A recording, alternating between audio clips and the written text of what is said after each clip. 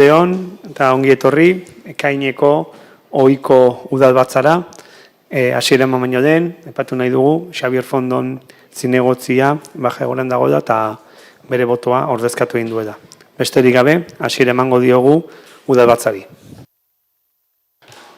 Arratsaldeon guztioi, lehenengo puntua 2025ko otsailaren 26 eta 2025ko martxoaren 27an egindako bileren aktien zirriborroak irakurri eta onartzea bidezko bada. Ez dakit honen inguruan zerbait? Vale. Bigarren puntua 2025 kreditu aldaketa espedientea onartzea. Bai, arratsaldeon guztioi, gaur udalbatzar honetara ekartzen ditugunak kreditu modifikatibo ezberdina dira eta banan azaltzea pasako naiz pixkat haue guztiak. Lehenengo daukagu hiri altzadarien partidan 60.000 euro txertatzea. Partida hau da hiri altzariak mantendu, aldatu eta bar egiteko partida eta ikusita urtearen lehen erdian izaten ari garen gastuak oso altua direla, beharrezkoa ikusten dugu kreditu modifikatiboa hau ekartzea, ez? Besteak beste, Otita eta Olazarreko mahai guztiak aldatu dira, lehen egurrezkoak ziran eta PVC-ezkoak ezarri dira, eta era honetara espero dugu etorkizunean ere mahai hauen mantenuak ez izatea hain kostosoa. Bestalde, aurparketan ere, kostiente gara, oraindik ere konponketa gehiago beharko direla, egiten ari garen arren, eta berdin gertatzen ari zaigu kaleko bankuekin, ez? Asko aldatzen ari gara. Beraz, urte hasieran 40.000 euro sartu genituen partida honetan eta bagenekien gehitu beharko zela dirua, baina orain ikusirik izan diren gastuak lehenengo urte erdi honetan 60.000 euro txertatzea erabaki da, beharrezkoa delako, eta horrela 1.000 euroko partida bat geldituko litzake hiri altzarietan. Bigarren kreditu modifikatiboa hemen ekartzen dena, udal jabetzako eraikin eta lokalen mantentze lanetako partidan RMZ-en 80.000 euro txertatzea izango litzake. Hemen hau egitearen arrazoia da, partida honetan kontenplatuta ez genuen 65.000 euro inguruko gastu bat jaso degula. Gastu honek dagokio udal liburutegia kokatuta dagoen komunitatean igogailua jartzen ari direla, eta udalari dagokion zatia litzateke. Ez geneukan kontenplatuta, eta orduan kontenplatuta zeuden lan guztiak egin alizateko beharrezkoa ikusten dugu. Eta bestetik, eta berriro hau gerta ez dadin, errebisatu ditugu teknikarien funtzioak, eta hitz egin da komunitateen obrak, eta hemen haunek dakartzan gastuak eraman behar dituenarekin berriro ere horrelako ez usterik ez gertatzeko. Urrengo kredito modifikatiboa, uri gainen irisgarritasuna bermatzeko lanena izango litzake eta 300.000 euro hartzen dira honetarako.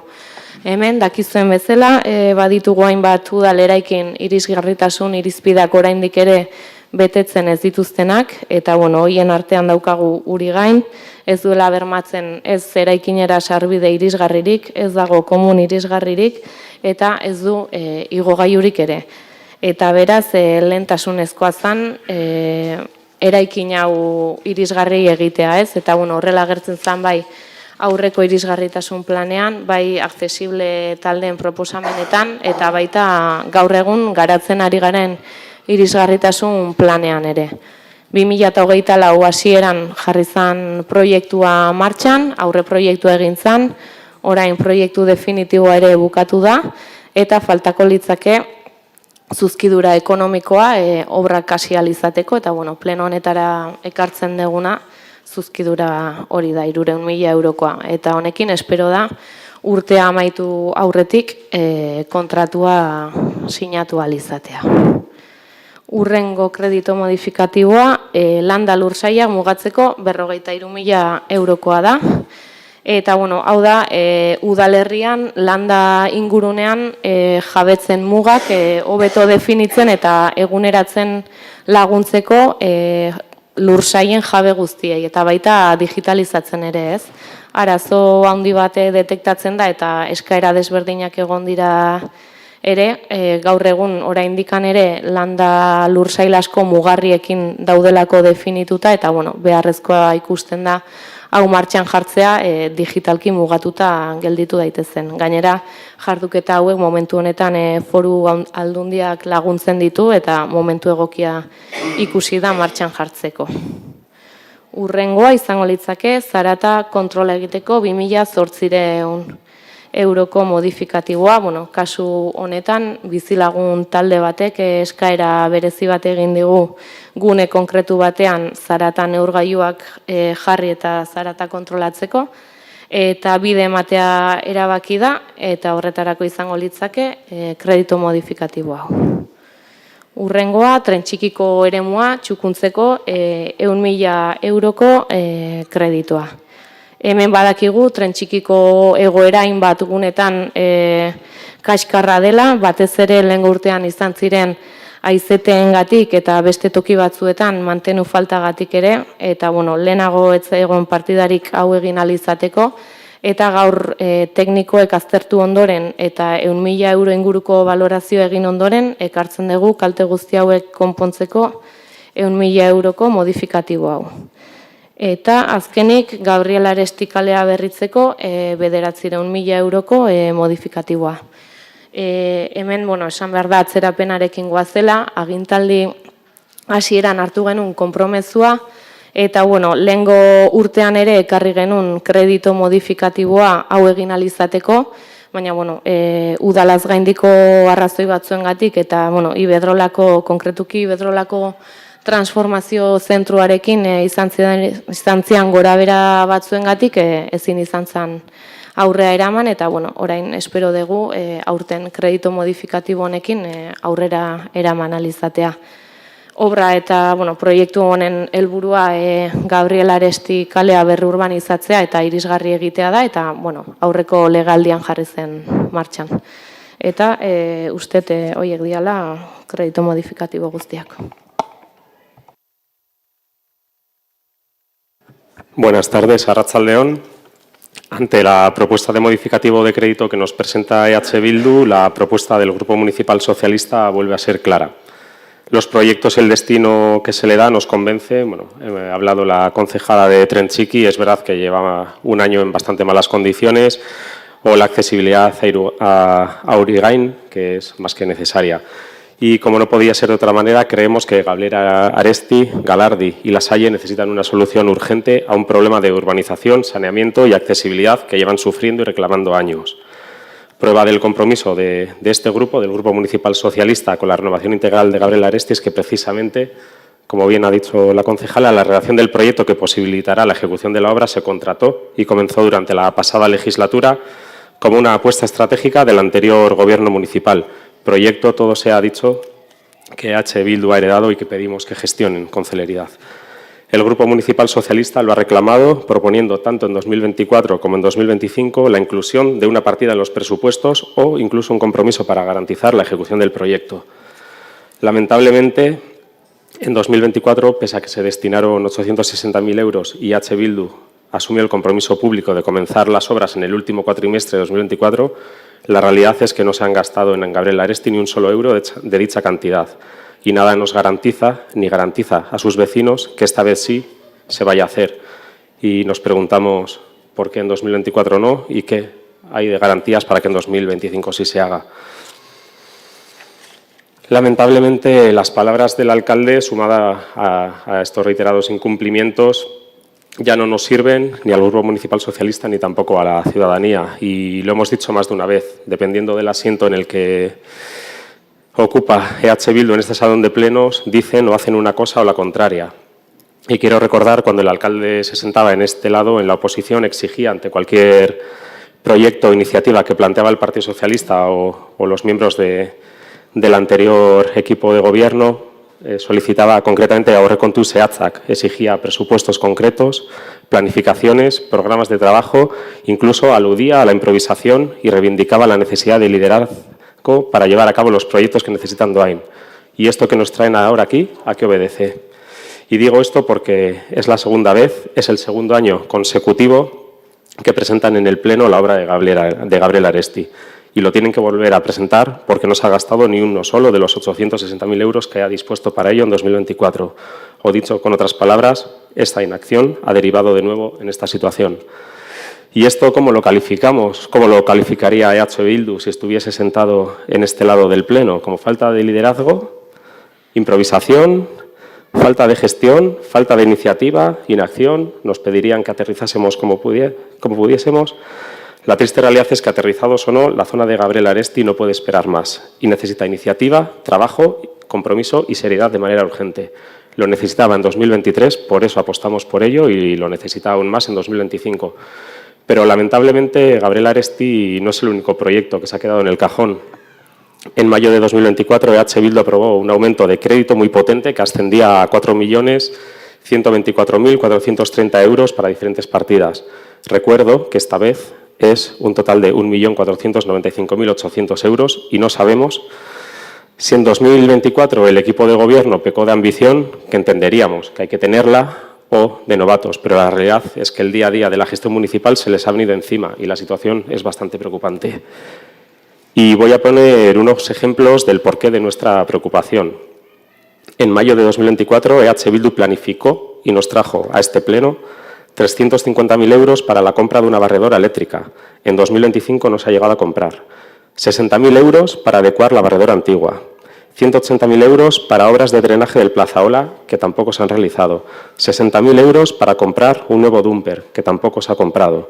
Los ya mencionados 860.000 euros para la gestión y renovación de la red de saneamiento de La Salle, Gabriel Aresti y Galardi, que tampoco se han usado, o 40.000 euros para el deslinde de parcelas, partida que tampoco se ha utilizado.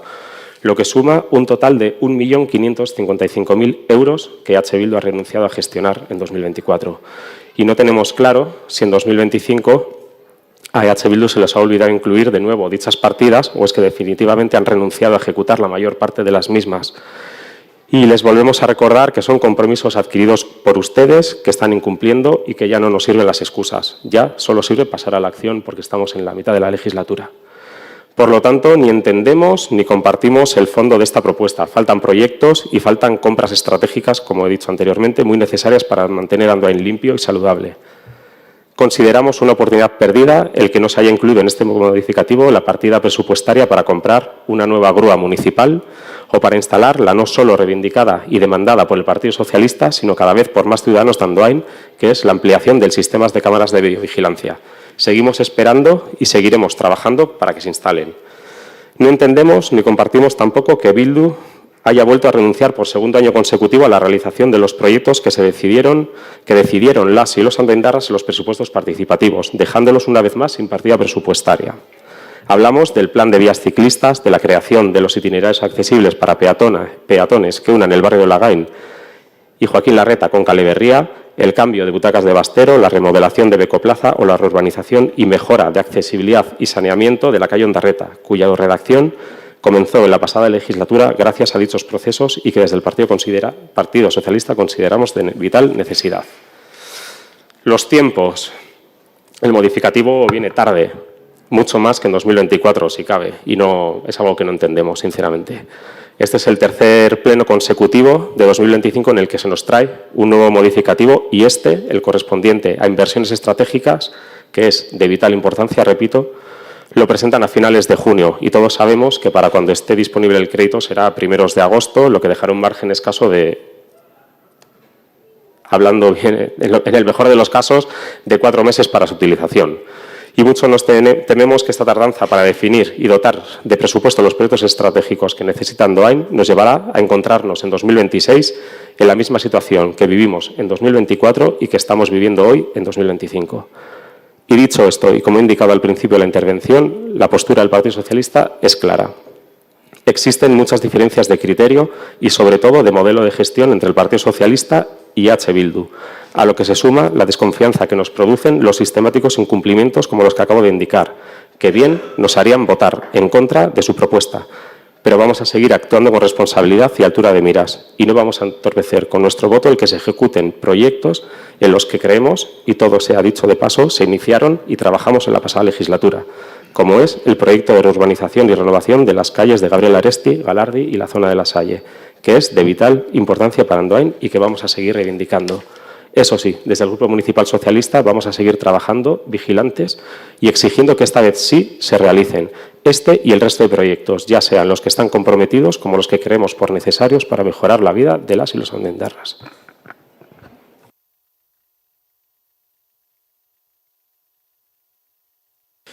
Bueno, saiatuko naiz laburrago esaten. Guk gaur sensazio gazi-gozoekin gatoz, urte hasieran itxi genuen aurrekontu akordio bat, eta besteak beste aurrekontu akordioaz gain konpromeso bat, herriko inbertsio estrategikoak, uste dela jartzen genuela, finkatzeko, ez? Kalkulatzeko zeintzan Andoainek, epe motz ertainean, izango zituen inbertsio nagusiak, lehentasunan jarri, eta euki herri guztiaren argazki bat, non definitu ze genituen zeintzian bai edo bai, Andoainek agintaldi honetan mantxan jarri behar zituen proiektuak. Eta horrek, onartze genuen, eta aitortze genuen bi aldeek, behartuko gintuela, gerakina, horremanentean daukagun dirua, alik eta ondoen optimizatu terabiltzera, eta gainera udaletxe bezala mailegu bat hartu behar izatera ekonomikoki ditugun oreka eta baldintza bete beharrak betetzeko, ez? Eta sensazio daukagu, aipatu du, sozialistako bozera mailak eta zinegotziak, baina da beste modifikatibo kredito bat, urrengo hilabetean etorriko da beste bat, eta urrengo hilabetean etorriko da beste bat. Alia, ez daukagu argi zein dan argazki hori. Aurratzik zuet, gu gaur ez dugu kontra botako dugu, abstentzioa, albidetuko dugu proiektu hauek martxan jartzea. Ze dira oso proiektu oinarrizkoak, elementalak, zein dago uri gainen obra egitearen kontra irisgarritasuna hobetzeko, zein dago tren txikiko bidea konpontzearen kontra, o Gabriel Arestiko obra bera egitearen kontra. Ziurrenik hemen gauden inorrez, denok bat egiten dugu, beharrezkoa direla eta estrategikoa direla. Beraz, abstenituko gera. Baina bai, nahi dugu hitz egin bizio realista eta global batetikan. Gabriel Aresti bai handi bat, baina Ondarreta kaleko obrari ere bai handi bat. Eta hori da 2 milioi gehiago. Bai uri gaineko obrak, baina baita ere Ilarramendiko paballoia, eta hori da beste 2 milioi gehiago. Edo bai liburutegi berriaren partzela lortzea, eta hori dira beste 2 milioi gehiago. Alegia, behar dugu euki argazki orokor bat, ikusteko herri honek lehentasuna nun jarriko ditunez, eta daude betiko partidak, ez? RMC-koak, materialak, noskin nahi dugu alderdi guztiok eukitzea udal mobiliarioa eguneratuta, baina urte hasieran egiten da aurreikuspen bat, udalak dituen almenan arabera, eta iristen gara ekainera, eta ara nora gure sorpresa, non bikoizten dan aurreikuspena. Bate pentsatu dezake, oso ondo, hobeto. Baina, karo, azte gara pentsatzen, urte hasieran baldintza ekonomikoen arabera, partida hori zehaztu behar izan baldin badako puru hortara, ikaina bukaeran gaude, kreditua onartu, hilabeteko esposizio publikoa, okerrez banago, abuztua jai da, alegia, iraila arte, erabelgarri ez da egongo partida hori, esan dezagun, praktikan, lizitatzen hasi, eroskaten hasi, urte bukaeran gaude. Elitzatek zentzuzkoagoa adibidez, aurrekuspen hori urte hasieran egitea, urtarrilean egitea aurrengo urteko ekitaldian. Pero, claro, gure sorpresa da dagoeneko ja, obra o inbertsio erosketatzu ja egin daudela. Orduan, claro, zein dugu ja, noski biratu behar dela kreditu hau. Ze, claro, ja dagoeneko mailak erosi behar da, eta hau da askotan esaten deguna, bakoitzak bere etxean bezala, bere ekonomiak mugatzen du zenbateraino bete dezaken frigorifikoa o zenbateraino gastatu dezaken elektrizitatean. Eta kasu honetan udalak ja konprometitu ditu gastu batzuk eta gaur ekartzen digu kreditu modifikazioa gastu horiek kubritzeko. Noski, EAJak ardura zokatuko du eta albidetuko du hori, ez? Baina nik uste ez dela bidea. Behar deguna remanentea ez da hola modu hontan hileoz, hilebete gastatzen esango dut erabiltzen joateko, zeba asko inbertsio estrategikoa dira noski, baina kita inopon, sakaba el monton. Eta iruditzen zaigu Andoainek behar dula bizio global bat, eta gaur-gaurkoz guk EAJak oraindik ez dakigu, nondik ateko ditugun polikiroldiak kostatuko dan 7-8 milioiak, Ilarramendiko pabelloiak kostatuko dan beste 2 milioiak, edo Ondarretaren 2 milioiak, ez? Beraz, gure abstentzioak kritiko da zentzu hortan, ze gu bai gaude itxaroten gobernu taldeak aurkeztea, izue, hauek dira gure gidalerroak, hauek dira gure lehentasunak, eta gero alderdi politiko gisa bakoitzak bere iritzia emateko aukera izan dezagun.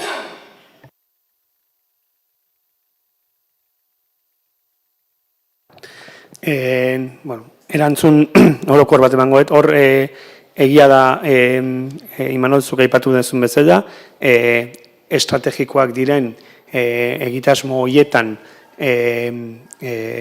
mailegu eskatu beharko dugu, azkenean Andoainek egin behar dituen inbertsio horietan eskatu beharko dugu mailegu bat, duela egun gutxi izan ginen aldundian mailegu hori eskatzeko prozeduraren bilera bat eduki genuen, erantzun batzuen zai gaude, eta behin erantzun horiek jasotzean, hurrengo batzordera gure asmoa da, eramatea, nola izan daiteken aurre ikuspena, inbertsio estrategiko horiei edo aurre egiteko. Bien bitartean, esan badaude, gauza batzuk egin behar direnak, esan ez da Urigain, Leizaran eta bar, eta gure ustez, horiek martxan jarri behar dira, eta horregatik jarritugu gaur, honea, martxan jarri izateko. Bai? Bozketara jarriko dugu gaia. Bueno, yo sí que quería mencionar que a la Diputación no solamente se va a pedir permiso para conseguir un crédito, un préstamo. A las administraciones también hay que ir a tocar la puerta para que nos financien nuestros proyectos, trabajar subvenciones, que son una fuente de financiación de este ayuntamiento.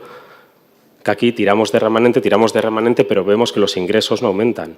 Y se están haciendo las mismas políticas que están haciendo los partidos el Partido Popular. Os lo dije el pleno pasado en vivienda.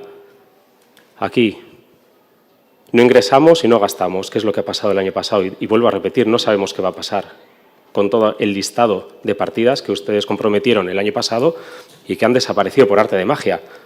Eran necesarias en 2024 y siguen siendo necesarias en 2025. Por eso les emplazamos a que, por favor, toquen cada puerta de cada administración, cada una de ellas, y que presenten propuesta y proyecto a cada una de las posibilidades de financiación que tenemos, que son muchas, y lo hemos demostrado, se demostró en la pasada legislatura, y creo que hay demasiados ejemplos que se están perdiendo. Entonces, por favor, hacemos un llamamiento para que trabajen y se tomen en serio la financiación de este ayuntamiento. Bueno, ez dut duzatu nahi gehiago, baina zuek jakiteko, kiroldegiko dirulaguntza, tramitazioa hasita dago, dirulaguntza eskatzeko aldundiari. Gaina sail hori zuen alderdikideak eramaten dute eta nik uste horren berri izango dutela. Hala ere, bozketara jarriko dugu gaia. Aldekoak, abstentzioak, Gehiengoz onartzen da. Hirugarren puntua, 2025 lau kreditu aldaketaren berri ematea. Bai, kreditu aldaketa hau da, gurutze gorriari Andoaingo udalak ematen dion diru laguntzaren baitakoa. Zehazki daukagun hitzarmenaren baitan 20.000 euroko diru laguntza ematen zaio gurutze gorriari.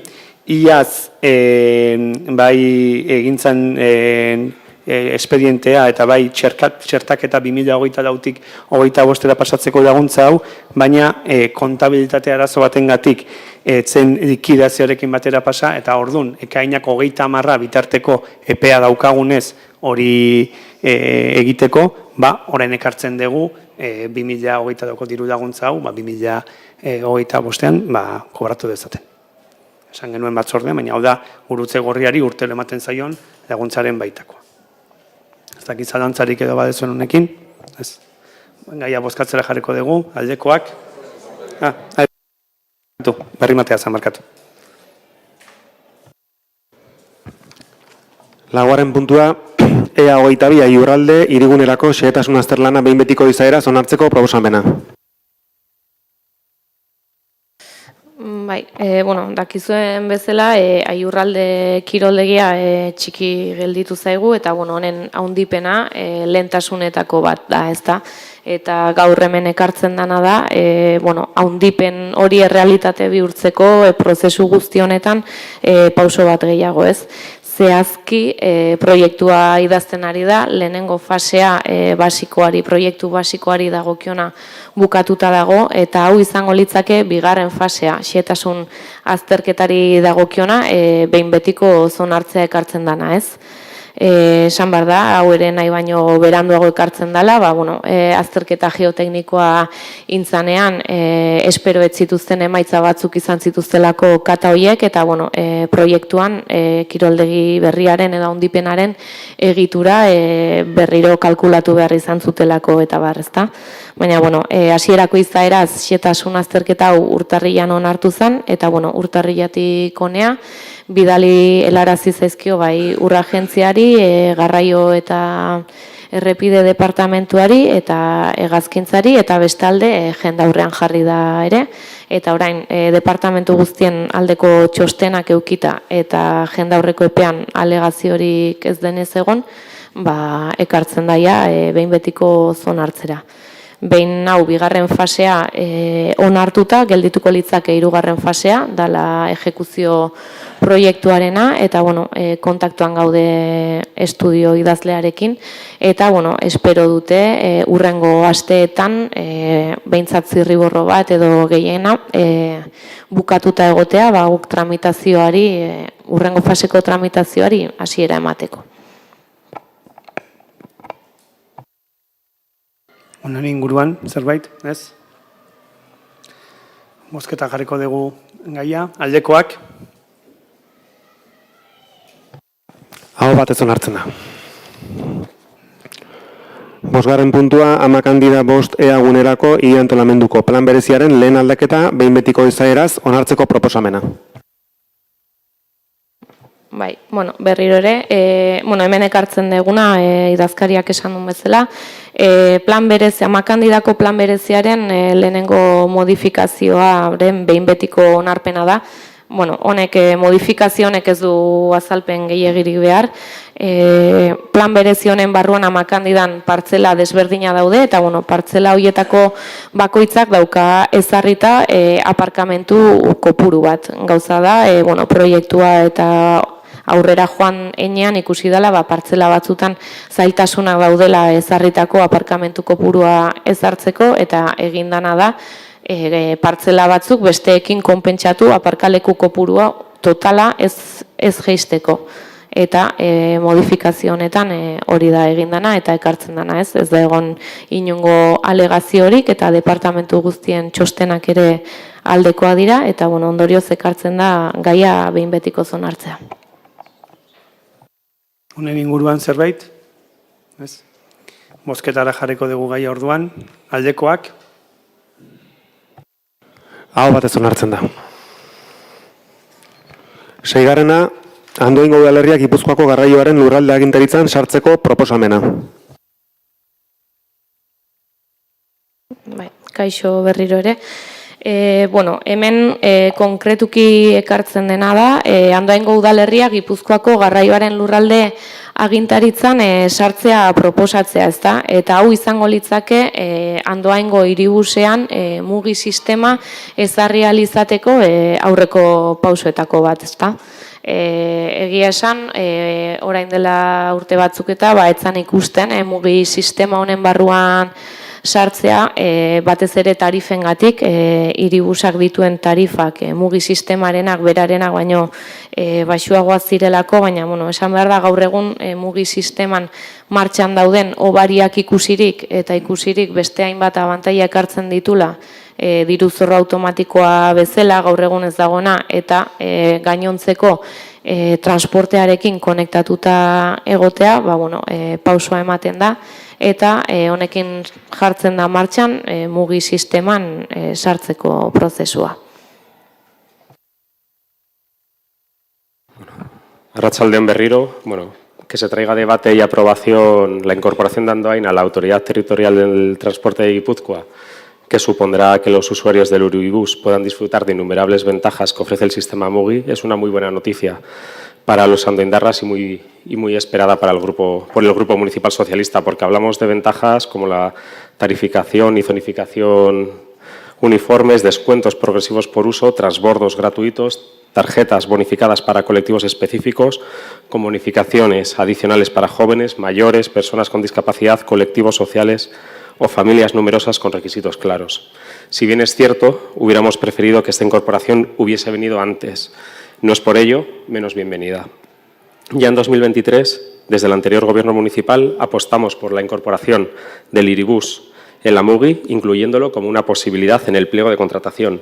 Y en innumerables ocasiones, desde este Grupo Municipal Socialista, lo hemos solicitado en septiembre del 23, en febrero del 24 o la última vez formalmente mediante un escrito registrado el 30 de enero del 2025. Y lo hicimos porque la exclusión del transporte urbano de Andoain del sistema MUGI suponía, a nuestro juicio, una clara discriminación injustificable para los usuarios del Iribús, que no se estaban pudiendo beneficiar de estos y no se han podido beneficiar en estos 2 años de las importantes medidas de ahorro y descuentos que han puesto en marcha tanto la Diputación Foral de Guipúzcoa como el Gobierno vasco o el Ministerio de Transporte Sostenible, y desde el Ayuntamiento consideramos que teníamos la responsabilidad de corregir esta situación con urgencia. El sistema MUGI, implementado en Guipúzcoa de la mano del Partido Socialista y liderado actualmente por la diputada foral Azara Domínguez, es un modelo de referencia en cuanto a accesibilidad, equidad y sostenibilidad en el transporte público. La tarjeta MUGI, que estará implementada en Andoain dentro de poco, ha logrado poner a las personas en el centro de las políticas de movilidad, ofreciendo tarifas asequibles y un sistema de bonificaciones que considera tanto la renta como la frecuencia de uso. Y afortunadamente las y los andoaindarras podrán beneficiarse también en su Iribús, como así llevan años beneficiándose en la Sarte Oria, Hernani, Irún, Donostia, Eibar, Tolosa, Zarauz, Errentería, Arrasate o incluso en la Motora de Pasaia. Por lo tanto, desde el Grupo Municipal Socialista, nada más que decir que estamos firmemente convencidos de que esta medida que hemos venido reclamando y que hemos venido pidiendo en innumerables ocasiones es una medida positiva para el conjunto general de los andoaindarras y que por eso la apoyaremos. Eskerrik asko. Guk ere, aldeko bozka ingo dugu, pozarren, bai sinisten degulako garraio publiko sare integratu eta zabal baten parte izan behar degula. Ez nator bat, zinegotziak egin duen irakurketarekin, ze herritarrak ulertu dezakete, oain nola bonifikazio asko dagon, eta Andoain sartzen barima da, ez dan horren itxusi ateatzen, oain aukera hona daukagu sartzeko, galdera da, bonifikazio horik ez balitz egongo ez ginak esartuko, alegia, nik uste dugu jota bezala, egon behar dala, Autoridad de Transporte de Gipuzkoa edo Gipuzkoako garraio agintaritzan egon behar degula, baina ez bonifikazioak bai, bonifikazioak ez. Osea, MUGI sistemak berak baditu bere deskontuak, bere bonifikazioak, jende zaurgarrienerantzako, jubilatuentzako, ikaslentzako, eta bereziki erabileran arabera. Gero ez da gehiago erabili, orduan eta bonifikazio edo abantaila gehiago eskaintzen ditu. Esaten deze, egunen baten, eta batzorretan ja entzun didazue, horren ari geran bonifikazio oferta masibo hauek bukatuko dira, eta itzuliko gora lehenonkora, eta horrek luke izan behar desincentibatzeko aitzaki bat. Beraz gu ez gatoz bat horrekin, sinisten dugu ATTG egon behar degula, garraio multimodal bat nahi degulako adibidez, interoperablea. Zer esan nahi du horrek? Sorabilan autobusa hartzen duen pertsona batek, gero trenatu dezakela kale berrian, eta alderantziz Bazkardon autobus bat hartzen duenak, gero transbor bat egin dezakelako hemen Garaiarradeko paradan. Alegia, sinisten dugu, sistema modal ezberdinak, trena, autobusa, lerro, konpainia, ezberdin arteko aldaketa, ikusten dugu, andoaindarrentzako hobekuntza handiena hor dagola, ez? Hortaz aparte, sistema tarifario integratu eta bakar bat izatean aparte. Beraz hori, gure aldeko bozka, baina ez soilik orain bonifikazioa dobelako, baizik eta sinisten degulako garraio publikoa sustatzeko aukera ezinbestekoa dela.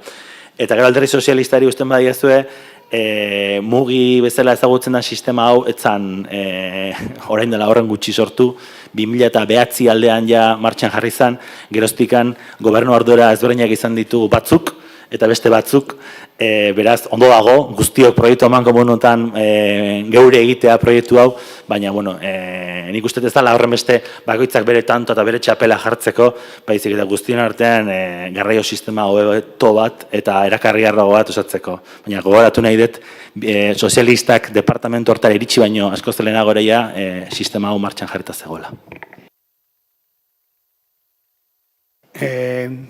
Besterik gabe orduan, bozketa, bai? Bueno, sí, también me gustaría recordar que si esto no ha pasado antes ha sido porque aquí el resto de grupos tampoco hemos defendido tan vehementemente, se ha defendido la integración de del Iribús en la Mugi. Por lo tanto, pues bueno, está bien que cambiemos de posturas y que las traslademos en el Pleno. Bozketara jarriko dugu gaia.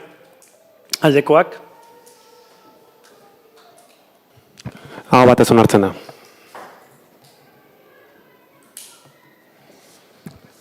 Zazpigarren puntua, PSE udaltaldearen mozioa, zaborgune sakabanatuak ezabatzeko eta ingurumenarekiko kontzientziazio politikak bultzatzeko.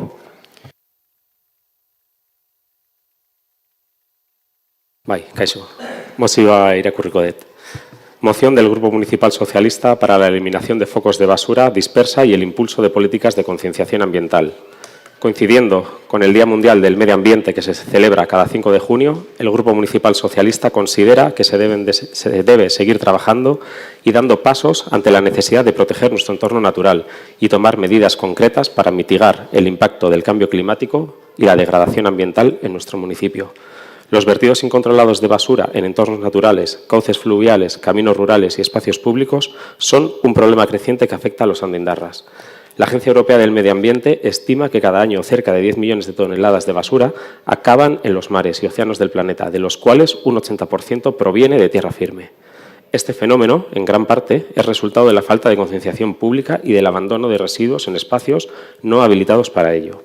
En Guipúzcoa, según datos del Departamento de Sostenibilidad de la Diputación Foral, existen más de 350 focos de basura dispersa identificados, 12 de ellos en Andoain. Conscientes de esta situación, la Diputación viene desarrollando cada año una línea de subvenciones dirigidas a los ayuntamientos del territorio con el objetivo de que podamos llevar a cabo tareas de retirada, control de inspección de dichos vertidos, competencias que recaen en los propios municipios. Sin embargo, hemos podido constatar con preocupación que la reciente resolución de las subvenciones concedidas en 2025, el Ayuntamiento de Andoain no ha solicitado y, por lo tanto, no va a recibir ayuda alguna para este fin, perdiendo así una oportunidad importante para actuar sobre esta problemática y de acceder a recursos económicos que permitirían mejorar significativamente el estado de nuestro entorno natural.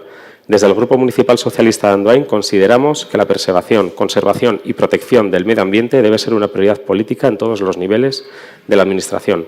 Apostamos por un Andoain comprometido con la sostenibilidad, que actúe de forma proactiva en la defensa del medio ambiente, no solo desde la corrección de los problemas, sino también desde la prevención y la sensibilización ciudadana. Por todo lo anterior, el Grupo Municipal Socialista propone al Pleno del Ayuntamiento de Andoain la adopción de los siguientes acuerdos. 1. Que el Ayuntamiento impulse de manera urgente un plan de actuación para la detección, eliminación y recuperación de los focos de basura dispersas existentes en el territorio municipal. 2. Que se desarrollen campañas periódicas de concienciación ciudadana dirigidas a prevenir el abandono de residuos, con especial atención a zonas rurales, espacios naturales y márgenes fluviales. 3. Que se refuercen las labores de inspección municipal para evitar la aparición de nuevos vertidos incontrolados. Y 4, que en futuras convocatorias de subvenciones de la Diputación Foral de Guipúzcoa, el Ayuntamiento se comprometa a trabajar en la preparación y presentación de proyectos que permitan acceder a dichos fondos, con el fin de contar con recursos que faciliten estas labores. Eskerrik asko.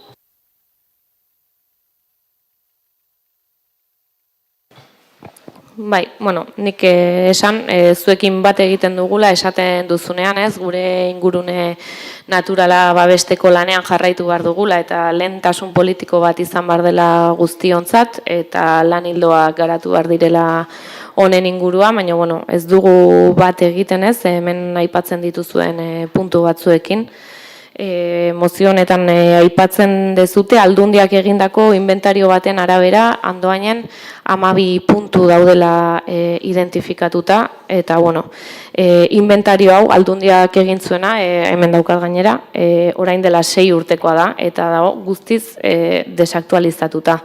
Orduan, ez dugu lertzen eguneratu gabe dagoen inventario bat erabiltzea mozio baten oinarri bezala, ez?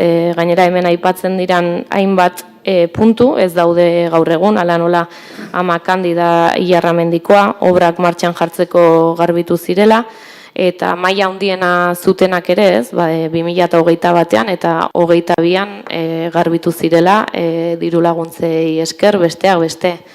Eta kontrakoa ere pasatzen da, ez? Daude identifikatzen juten dian hainbat puntu, inventario honetan jasota ez daudenak, ez? Eta, bueno, lehengo urtean bertan, 2024an, udalak identifikatu zituen beste bi zaborgune, bat Belabin eta bestea Errota gainean, eta, bueno, diru laguntza hauek eskatu zian, eta diru laguntza bidez garbitu zian, ez da? Eta inventario honetan ez egon, estimatu zalako beharrezkoa zala, ez? Eta, bueno, gainontzeko fokoak identifikatuta daudenak, identifikatzen goazenak garbitzen doaz, ez? Hondakinak agertzen direnean, eta udaleko baliabideekin egiten da, ez? Alde batetik arrisku txikia dutelako, eta bestetik ez dialako enpresa bat kontratatu eta behin egiteko lanak, ez dira, behin eta berriz garbitu behar dianak, eta beraz ez du zentzurik kontratatzea jartuketa bat diru laguntza eskatzeko behin eta berriz garbitu behar badira, ez? Eta, bueno, ikuskaritza badago eta jarraipena egiten da udalean, eta, bueno, uste dugu ondo funtzionatzen dula. Abisuak jasotzen dira, kanal ezberdinetatik, bai basozainen bitartez, herritarren bitartez, brigadak berak. Eta, bueno, helburua izaten da, zabor foko hauek handitu baino lehen garbitzen joatea, eta badakigu batzutan ez dela erresa, eta foko batzuk deskontrolatzen diala, baina garbitzen dira. Eta, bueno, orduan, foko hauek handitzen dianean eta ezin diranean udal baliabideekin garbitu, eskatzen dira diru laguntzak, eta eskatzen jarraituko da, ez gaude diru laguntzen kontra, baina behar den kasuetan bakarrik eskatzen dira, ez? Udal baliabideekin ezin danean tengabeko lan hau egin edo fokoak handiak dianean edo arrisku maila handiagoa ikusten denean, ez? Eta, bueno, aipatzen duzu ere kanpaina, kontzientziatzeko kanpainak egitea, eta, bueno, zuek hondakinaren mailan zaudete, eta, bueno, bakizuen bat kanpaina daudela martxan, eta, bueno, urtero egiten diala, ez? Kanpaina desberdinak, bai udalan partetik, edo baita mankomunitatean partetik ere, ez? Eta, bueno, aurten konkretuki, 25.000 euroko partida badago zerbitzuetan, zaborari buruzko kanpaina izena duena, eta, bueno, hau ateratzeko plegu teknikoa ere bukatuta dago. Eta, bueno, beraz, hau guztia azaldu eta gero, abstenitu ingo gea mozio honetan.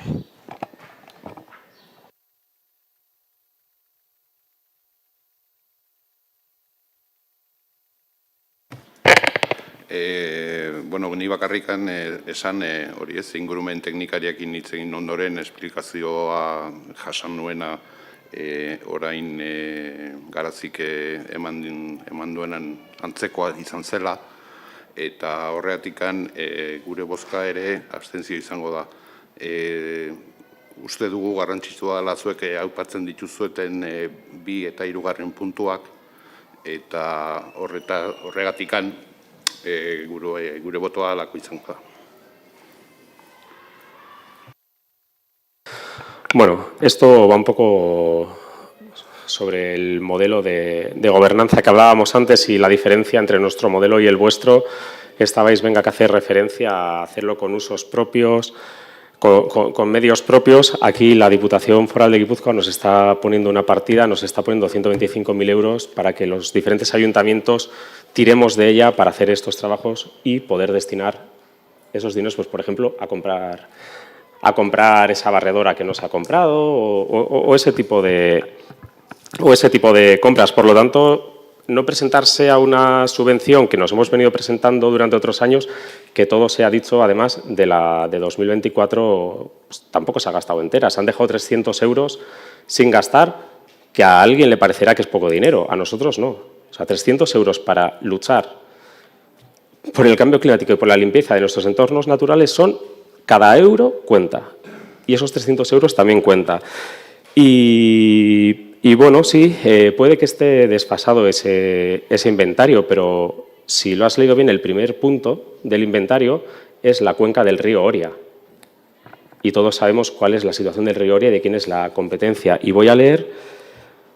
Por ejemplo, Ordizia va a destinar 12.439 euros para la limpieza de los márgenes del río Oria. Aleguía, 7.915 para la limpieza de los márgenes del río Oria, Legorreta, 4.862 euros para la limpieza de los márgenes del río Oria, Irura, 5.446,04 euros para la limpieza de los márgenes del río Oria y Beasain, 10.115,32 euros para la limpieza de los márgenes del río Oria.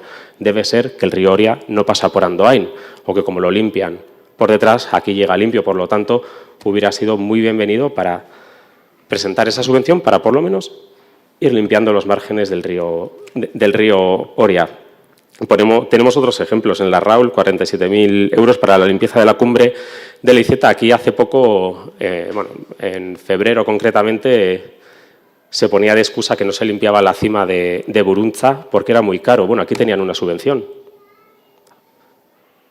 ¿Qué pasa? ¿Que los escombros de Buruntza no sirven?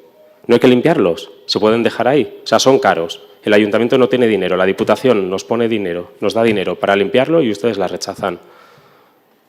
Pues no, maravillosa gestión. Desde luego, a ustedes puede que os sirva. A nosotros, al Partido Socialista, lo he dicho antes, no nos sirve.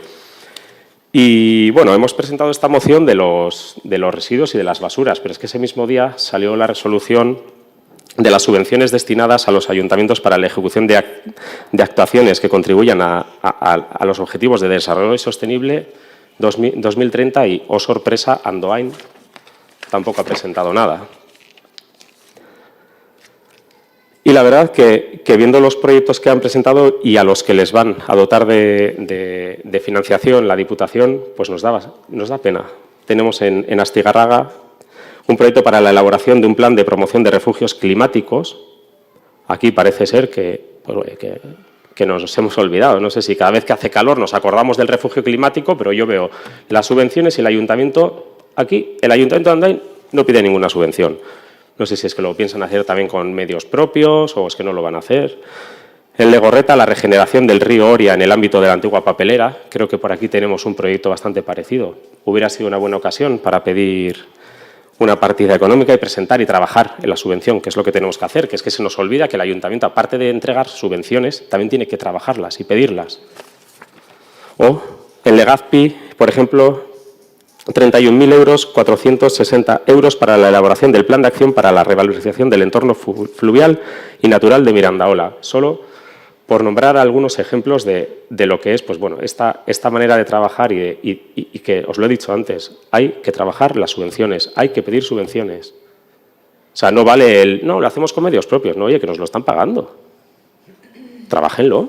Y si encima nos dan una subvención, no devuelvan parte de la subvención porque no la han usado. Que creo que basura. En los entornos rurales hay unos cuantos, no 12. Ojalá hubiese solo 12, unos cuantos más. Uste dut esan dizutela eskatzen diala diru laguntzak eta eskatzen jarraituko degula, baina bueno, ez dakit Buruntza eta Oria 2023ko ekaina artetzean existitzen edo hainbesteko presa daukazuela. Hemen eskatzen dira, lanean gaude, gauza pila batetan, refugio klimatikoenan ere lanean gaude, beste gauza bada zuek agian ez jakitea, baina eta bueno, ni lasainago horregatik, así que Bueno, nosotros podemos estar de todo menos tranquilos. Porque es el segundo verano, se aprobó la moción de refugios climáticos y vemos que los municipios de alrededor están consiguiendo subvenciones para crearlos. Y aquí no tenemos ni siquiera noticias de lo mismo. Ez dakit besterik gai honen inguruan, ez? Bozkatzera jarriko dugu gaia orduan, aldekoak, abstentzioak. Jaien gozon hartzen da.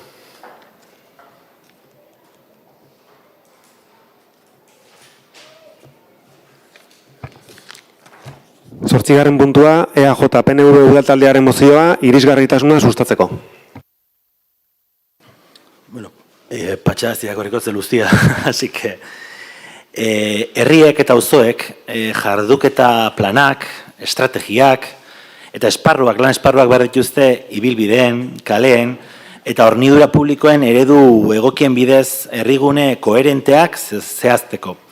Bizigune publikoek barnebiltzaileak, integradoreak, seguruak, elkarrekin konektatuak eta irisgarriak izan behar dute. Funtsezkoa da giza eskalan oinarritutan pentsatzea eta lan egitea, pertsonen premiak eta nahiak betetzeko eta horiei erantzuteko. Andoaingo herriguneak, plazaek, kaleek, behar bezala diseinatuak behar dute izan. Behar bezalako neurriak eman behar dizkiegu. Gure gizartean andoaindarren arteko elkarreragina eta egoerakotasuna hobetuko baitituzte. Andoaingo herriguneak duen formak berak, edadurak, maldek, konpondu beharreko hainbat erazo sortzen dituzte. Herriaren goialdearen eta behaldearen artean, mugikortasun eragina bultzatuko duten osagaiak behar ditugu. Egungo arkitektura barrera garrantzitsuak konpondu, ibilgailu partikularren aurrean oinezkoentzako eta bizigarriagoak izango diren kaleak sortu, aparkatzeko arazoa konpondu eta segurtasun gabezia dauden hainbat puntu ezabatuz.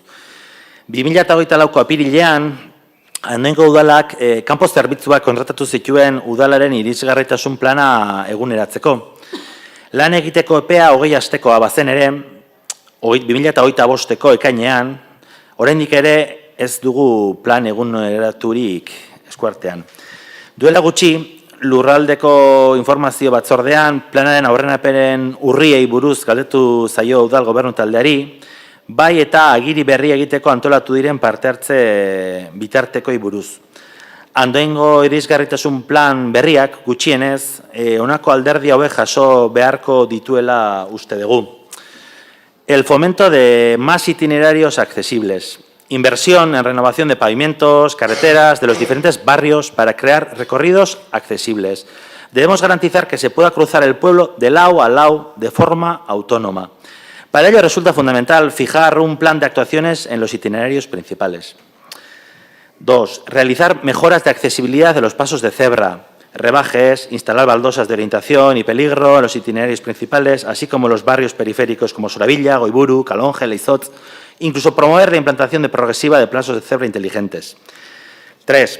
Realizar trabajos plurianuales de adecuación de la accesibilidad en calzadas, suprimir escalones, reconstrucción de elementos arquitectónicos insuficientes, ampliación del ancho útil de las aceras, repavimentar y crear una plataforma única. Resulta fundamental promover actuaciones prioritarias como la reurbanización de la calle Gabriel Aresti, solucionando los problemas de accesibilidad de las viviendas o en su conexión con Erroitz. Promover el Plan Director de Movilidad Vertical de Andoain. Diferentes ámbitos urbanos de la localidad presentan dificultades y limitaciones físicas importantes para poder garantizar la movilidad accesible. La geometría del espacio público en la actualidad supone una barrera insalvable.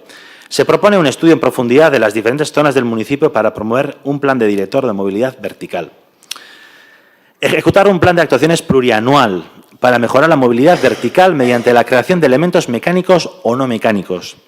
Escaleras de conexión entre Ondarreta y Doctor Wifi, conexión entre Doctor Wifi y el centro de salud, salvar la diferencia entre Juan Bautista Erro y la calle Extremadura, Agustín de Leiza, la calle Guernica, Kale Txiki, La Salle, Goicoplaza, Macándida, AIU5, Goicoplaza, conexión entre Kale Nagusia y Kale Berria, entre otros. Ganar más espacio para las personas y menos para el vehículo privado. Se requiere estudiar y analizar posibilidades de cambiar el carácter de diferentes tramos de la localidad. El objetivo es ganar más espacio para las personas, en puntos específicos, que en la actualidad no disponen de mucho espacio entre el viario y el aparcamiento. Se debe actuar en todo el espacio público, incluyendo accesos, mobiliarios y superficies transitables. Promoción de la accesibilidad en las instalaciones municipales. Fomentar un plan de actuación plurianual para adaptar los equipamientos del ayuntamiento al cumplimiento de las exigencias normativas en materia de accesibilidad.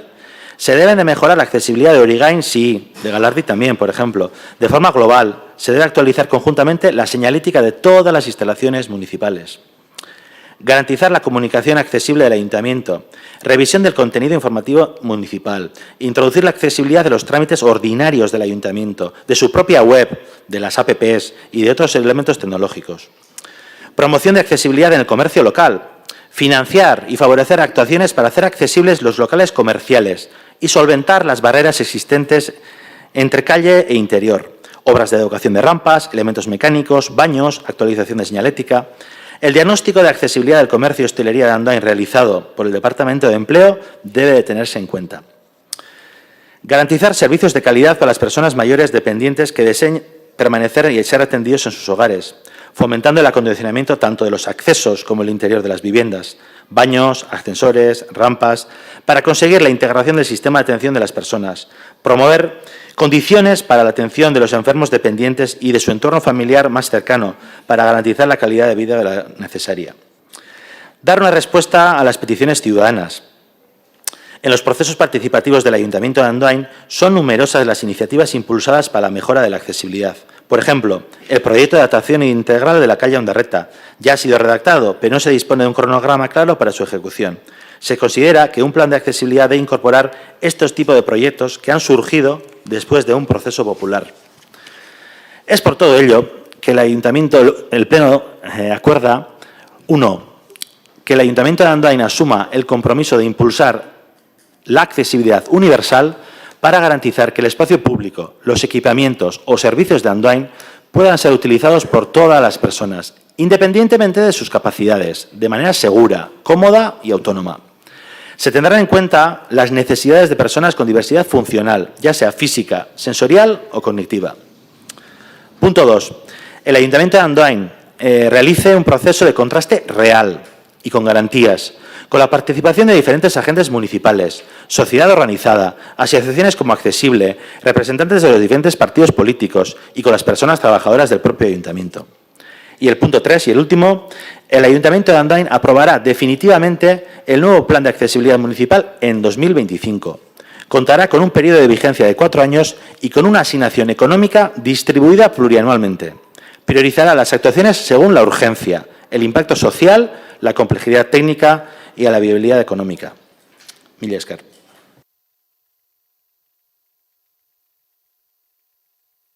Bai, kaixo, nik esan, mozio hau jaso genunean ez, eta irakurri genunean, pixka bat sorpresaz hartu genula ez, batez ere, alde batetik, irisgarritasun unibertsaleko plan integrala martxan dagolako, eta mozioan aipatzen diren ezaugarritako asko plan horren barruan daudelako, urteak daramatza haulako ere bai, gai honen inguruan antolatutako herritarrekin lanean, beraien proposamenak entzuten, eta beti ere alden neurrian martxan jartzen, ez? Eta, horren adibide dia ere bai, ez? Pleno hontara ekarri ditugun Urigaingo eraikinaren irisgarritasuna bermatzeko obrak, eta besteak beste, Gabriela Arestikoa egiten ari dian beste hainbat lanekin batera, ez?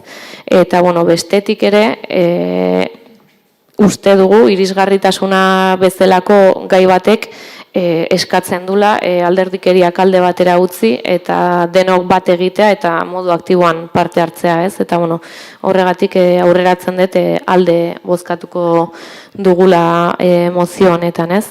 Eta horregatik eta kontziente gehalako bai irisgarritasunak duen garrantziak bermatu behar da uste dugu unibertsala izatea irisgarritasuna guzta. Eta pertsona guztiek baliatzeko baldintzak bermatzea, salbuespenik gabe, ibilbide, ingurune, prozesu, ondasun, produktu, zerbitzu, objektu, erraminta eta dispositibo guztietan, ez? Eta martxan dagon irisgarritasun unibertsaleko plan integralaren idazketa honek hori du helburu, ezta? Osea, integrala izatea eta unibertsala izatea, ez? Eta ingurune fisikoaren irisgarritasunaz haratago joatea, ez? Eta plan berri honen berritasun aipagarrienak asko irisgarritasun lege berritik eratorriak eta beste asko horrela proposatu dialako ondorengo hau edia, ezta? Asko mozioan ja aipatu dituzue, baina aipamen labur bat ingo dietez. Alde batetik irismena udalari dagokionez, ez? Aurreko irisgarritasun planetan lantzen zen udalerri irisgarria, ez? Eta orain ontatik haratago joan eta udal irisgarria lantzen ari gara, ez? Eta arreta, komunikazioa eta zerbitzuak irisgarriago egiteko proposamenak bildu dira. Eta horregatik eta aurreko irisgarritasun planetan ez bezala, departamentu guztietako teknikarik parte hartu dute plan berri honetan, eta ez teknikari bakarrik. Alderdi politiko guztiekin bildu da ere beste inoiz egin ez den bezala. Eta irismena esaten dugunean ere da planean parte hartzen duten eragile eta herritarrei dagokienez, ez? Kasu honetan parte hartze prozesua hobea edo okerragoa, baina herrian dauden eragile ezberdinen implikazioa behintzat bilatu da, eta bide batez eskerrak eman nahi dizkiogu ere aksesibleri martxan dagoen plan honetan izan duen parte hartze aktiboagatik. Eta bestetik, jarduketa esparrua zabalagoa da, plan berri honek hartzen duna, baina jarduketa horiek ere zehatzagoak dira, ez? Esparru gehiago lantzen badira ere, indarraldia 4 urtetara mugatuta dago, ez? Eta honek esan nahi du, zehaztu behar direla plan berri honetan 4 urtetan egikarita daitezken lanak, proiektuak eta obrak, ez? Ekintza horiek bakarrik sartu daitezke, hau da lege berriaren aldaketetako bat, eta ez duena balio da Andoainen 100 puntu desberdin identifikatzea edo beste hainbat obra identifikatzea, gero ez eramateko aurrera, ez? Askotan egin izan den zerbait dela plan desberdinekin, ez? Eta arrazoi honengatik plan berri honetatik kontziente gera beharrezkoak diren irisgarritasun proiektu asko kanpoan geldituko direla, ez? Baina badaukagu argazki oso bat aurreko irisgarritasun planean, eta plan honen helburua da zehaztea eta lehentasuna finkatzea, eta batez ere finkatzea hurrengo 4 urtetan egin daitezken proiektuak ahalik eta era errealistenean, ezta? Eta horregatik aurreratzen dizut, hori hemen aipatu dituzun kale hoietako asko ezingo direla sartu, ez diralako 4 urtetan egingarriak nahiko genuke, baino denok dakigu ezinezkoa dela, ez? Eta, irizpide guzti hauek ustet bat iten dutela mozioarekin, eta baita ere martxan dauzkagun hainbat jarduketekin, ez da, esan dugun bezala irisgarritasuna ez da bakarrik eraikuntza eta ez da bakarrik obra, ez? Eta horregatik azken urteetan ere aipatuko ditut laburki batzu, baina martxan jarri dira hainbat ekintza eta asko aksesiblerekin elkarlanean, ez? Eta horren adibide dira festa guztietan kokatzen ari garen gune ezberdinak, pertsona guztientzat festak ere irisgarriago izateko, zebrabideak eta ere aipatu dira, eta asfaltatze kanpaina ere aprobetxatu da, altzen neurrian zebrabideak eta bar irisgarriago egiteko, eta hobekuntzak egiteko, aparkaleku guztiak mobilitate arazoak dituztenentzat gaitutakoak berriro margotzen ari gara, otitan eta mai berriak ezarri direnean ere hauek irisgarriak izatea bermatu da, eta beste hainbat proiekturekin lanean gaude, ez, ondarretakoa ere aipatu da, bai, amaituta dago, baina gaude udalarentzat ekonomikoki egingarria izan dadin fasetan banatu nahian proiektu hau, proiektu egin duen enpresarekin batera, ez? Eta beraien lana bukatzen dutenean saiatuko gara egingarria izaten eta kronograma batean sartzen, ez? Eta, beste hainbat lan ere burutzen ari gara, eta beste hainbat lan plan hau bukatuta izatean eukiko ditugu ordenatuta eta lanean jarraituko dugu irisgarritasunaren esparruan. Eta, guzti hau esanik berriro diot zuen mozioaren alde bozkatuko dugula. Bueno, desde el Grupo Municipal Socialista también vamos a apoyar la moción planteada por EAJ. Es verdad que en cuanto a accesibilidad, en cuanto a Andoain, hay, yo creo que bastantes consensos, por no decir casi todos. Además tenemos la suerte de contar con Accesible, que nos ayuda mucho en esa labor, pero bien es cierto que a nosotros, al Grupo Municipal Socialista, sí que nos llamó la atención y nos causó sorpresa cuando el otro día se nos llamó para presentarnos este trabajo que has estado haciendo durante todo este año, y en el diagnóstico, en esa fotografía que decía la concejala de urbanismo ahora mismo que se estaba haciendo Andoain, pues no aparecía ni Gabriel Aresti, ni Ondarreta, ni Doctor Wifi.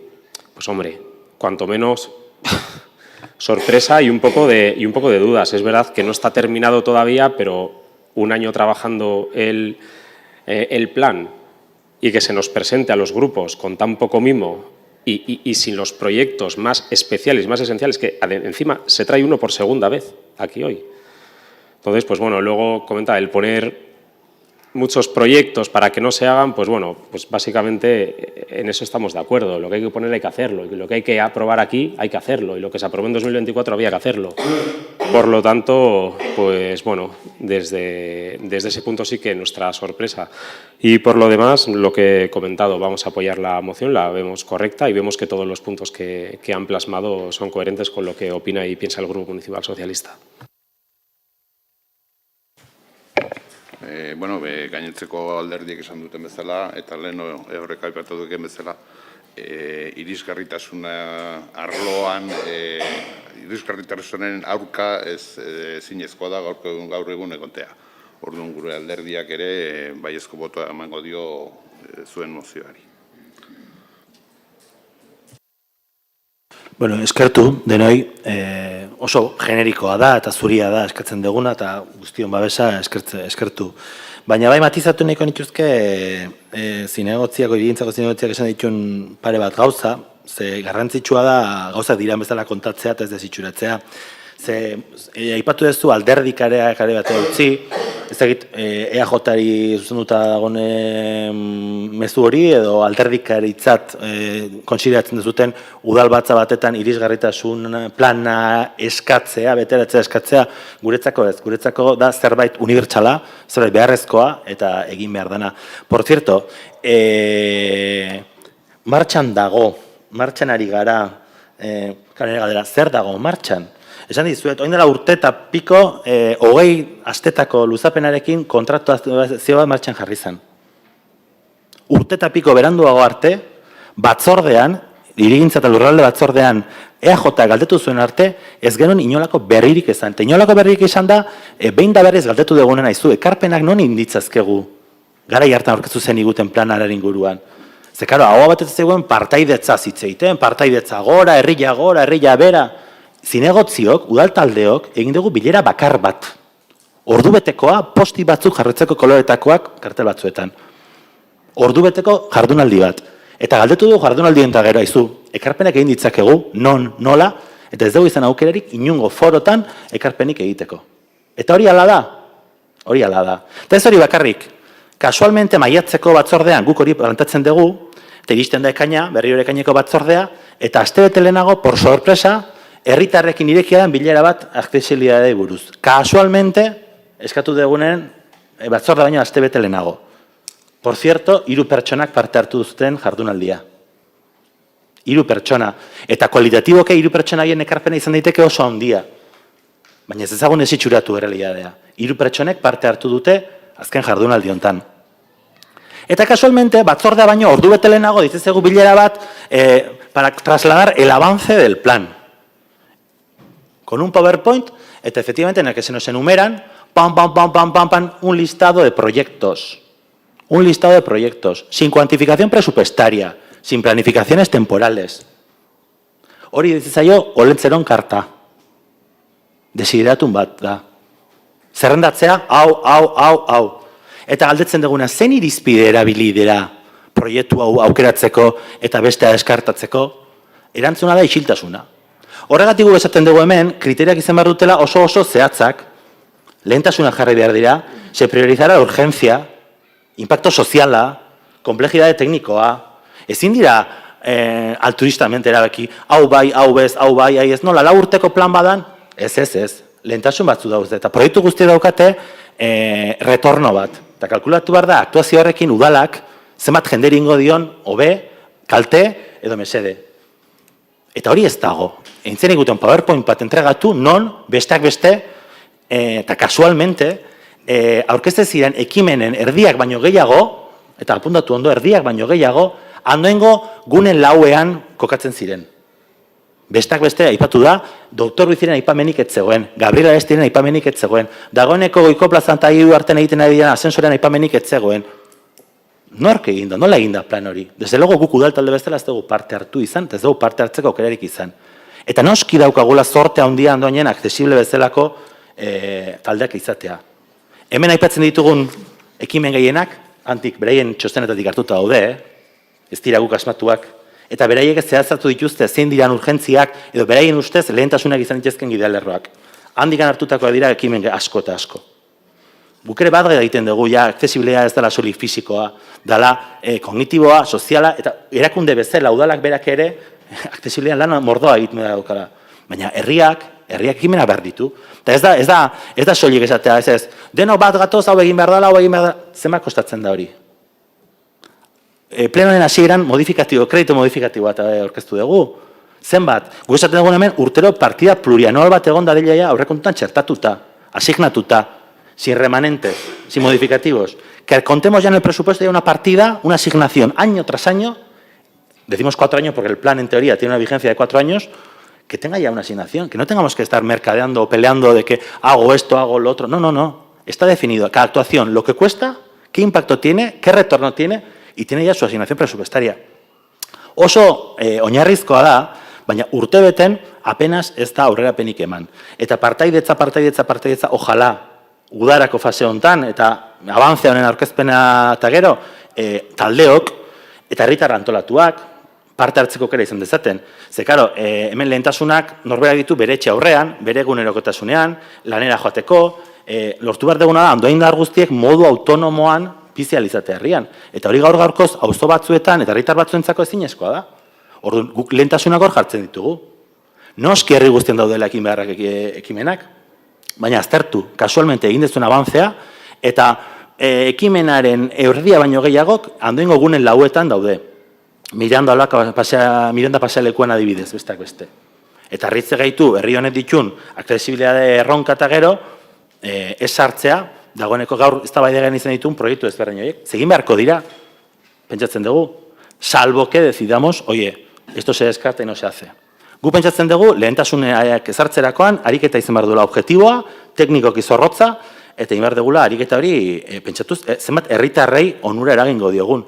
Eta gau aurrekontu parte hartzaileena ere, ze egia da, aurrekontu parte hartzaileetan herritarrek ekimenak aurkeztu dituzte, proiektuak aurkeztu dituzte, eta gero proiektu horiek dituzte ekonomikoki behar batzuk, alegia proiektuak finantzatu behar dira.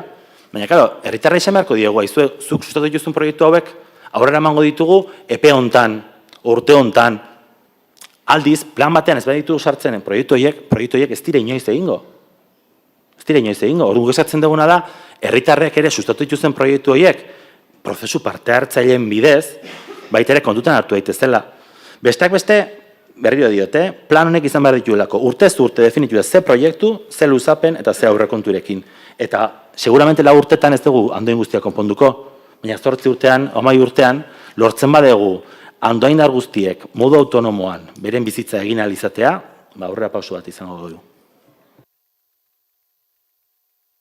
Bai, nik eskertza izute, eta baina, are gehiago eskertuko deu, ekarpen horiek inberdian tokian egitea, eta ez esatea ez dezutela ekarpenak egiteko aukerarik izan, ez dezutela parte hartu, ez genuen parte hartu aurreko irisgarritasun planean. Kontratatu zala enpresa bat, aurkeztu zala plana batzordean, punto pelota, ibili ginen atzetik enpresarekin kontaktatu nahian, eta ezinezkoa izan zen. Eta, azkeneko bileran euki genunean, ere esan zitzaizuen, irekita zenutela, ekarpenak egiteko epea uztaia bukaera arte, egiteko ekarpenak, kontaktuan jarri zitzaizuen proiektua lantzen ari dan enpresarekin, edozein zalantza galdetzeko, ze zu esaten ari zean gauza asko, ez, da beraiek egiten ari dana kasualki, ez? Orduan ez dut ulertzen hori nondik doan, ez? Eta, gero esaten duzu, kasualitatez galdetu zenutela maiatzeko lurraldeko batzordean, eta orduan jarri zela martxan, eta ez da kasualitatea, ez, ni justo maiatzean bueltatu nintzen baja egoera batetik, eta urrian utzitakoa maiatzean berrartu genuen. Horrek ez du esan nahi, irisgarritasunean tarte horretan ez danik ezer egin, ez, besteak beste uri gaingo proiektu guztia eginda, eta martxan jarriko da, eta horrekin bakarrik uste dut aurreko urte askotan egindakoa baino gehiagoia egingo degula.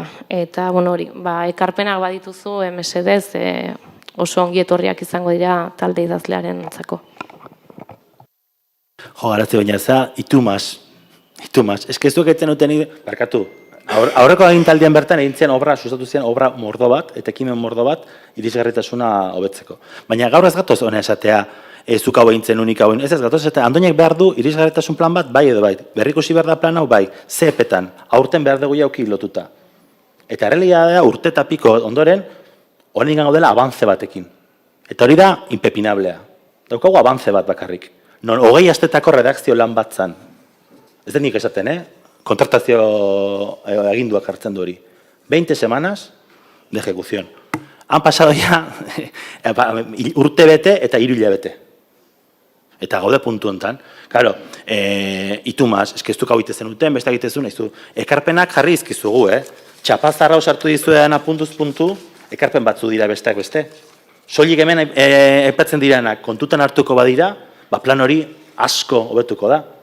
Besteak beste, ez diralako kontemplatzen hemen aizeltzen diran, gauza asko eta asko. Ez dut jendea berritu nahi, baina, esatea ekarpenak batzordetan teknikariei leku guztien adierazi dizkiegu gure ekarpenak nola egin behar genituen, inkluso arrateko pilotalekoan egin genuen jardunaldi hartan.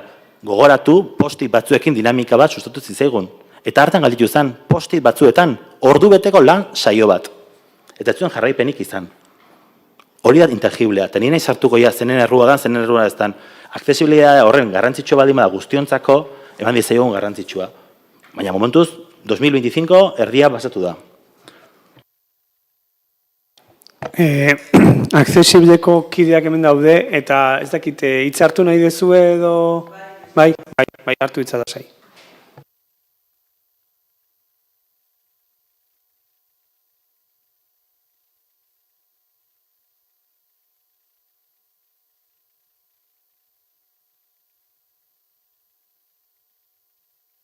Bai, barkatu, bueno, jakizue grabatzen ari gela eta emititzen internet bitartez, streaming bitartez pleno hau, beraz, ulertzen da zuen baimena ematen dezuela grabazio horretarako. Arratsaldeon guztioi, agintari, ordezkari politiko eta bertan zaudeten herritarrei. Irisgarritasunaren gaiaren inguruan aurkeztu diren proposamen batzuen eta mozioaren aurrean, Andoain irisgarritasun unibertsalaren sustapenarekin konprometitutako aksesible Andoain irisgarria kolektiboaren izenean zenbait gogoeta helarazi nahi dizkizuegu. Lehenik eta behin, gure eskerri beroenak adierazi nahi dizkizuegu hemen ordezkatuta zaudeten alderdiei. Guk landu eta udalaren aurrean modu formalean aurkeztu ditugun proposamen askori, arreta jarri, aztertu, eta neurri handi batean onartu izan dituzuelako. 14 urte baino gehiago daramatzagu gizarte zibiletik Andoaingo irisgarritasunean hobekuntzak bultzatzen. Baino ez digute beti parte hartzeko aukerarik eskaini.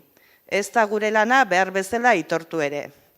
Batzuetan gure ekarpenak entzun eta baloratuak izan dira, baina beste batzuetan ordea ez dira aintzat hartu. Horregatik, bereziki eskertzen dugu udal irisgarritasun plan berria idazteko prozesu honetan modu aktiboan parte hartzeko gonbita egin izana. Gure proposamenak interesa handiz entzun izana, eta horietako askok plan berrian islatuta geratzea espero dugu. Uste sendoa dugu administrazioaren eta antolatutako herritarron arteko lankidetza, etengabe eta egituratu batek emaitza eraginkorrak eta justuak ekarriko dituela aurrera egiteko. Hala ere, eta hain zuzen ere lankidetza horri ematen diogun balioagatik, gure kezka adierazi nahi dugu batzuetan gure proposamenak hainbat alderdik erabili dituztelako. Hauek bultzatu dituen kolektiboaren behar bezalako aitortzarik gabe. Guk publikoki kritikatu genezakeen gure proposamenen erabilera, eta ez dugu egin. Uste baitugu elkarrizketa eta lankidetza direla aurrera egiteko biderik onena. Gure proposamenak aniztasun funtzionala duten pertsonen benetako beharretan eta udalerriaren errealitate irisgarria zuzenean ezagutzen dugunon esperientzian oinarritzen dira. Arlo horretan aditua den laguntza tekniko eta profesionalaren ekarpenarekin. Hori dela eta errespetuz eskatzen dugu. Bat, aksesible taldearen lan modu publikoan aksesible taldearen lana modu publikoan aitortu dadila. Onartuta diren ideia eta proposamen askoren sustatzaile gisa. 2.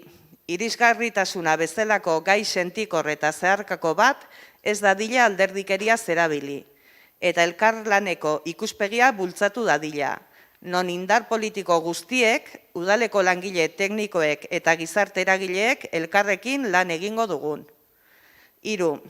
Aurrerantzean ere elkarrizketa eta parte hartzea sustatzen jarraitzea, eta alderdi politikoen, udal langile teknikoen, gizarte eragileen, eta gurea bezalako elkarteen arteko adostasunaren aldeko apustu irmoa egitea. Lankidetza honek epe labur eta ertaineko jarduerak definitzeko balio behar du. Beti ere interes komunari eta pertsonen benetako beharrei lehentasuna emanez. 4. Alderdi politiko desberdinak oraindik egin ez badute, epe laburreko eta ertaineko ekintza proposamen zehatzak aurkez ditzatela, eta etorkizuneko herriko irisgarritasun plan berriak ahalik eta adostasun handiena izan dezan, ahalegin handiena egin dezatela konprometitu daitezen. Irisgarritasun unibertsala ez da bandera politiko bat, oinarrizko eskubide bat baizik. Andoainek lankidetza zintzoaren eredu bihurtzeko aukera paregabea du. Ziur gaude elkarrekin lan eginez eta interes komuna beste edozeren gainetik jarrita, gure udalerria irisgarritasunaren arloan erreferente izatea lortuko dugula. Eskerrik asko. Eskerrik asko zuei. Puntua mozioa bozketara jarriko dugu orduan. Aldekoak? Aho batez onartu da. Bederatzigarren puntua, PSE udaltaldearen mozioa, hiriko garraio publikoan eskubideak eta deskontuak parekatzeko eskatuz.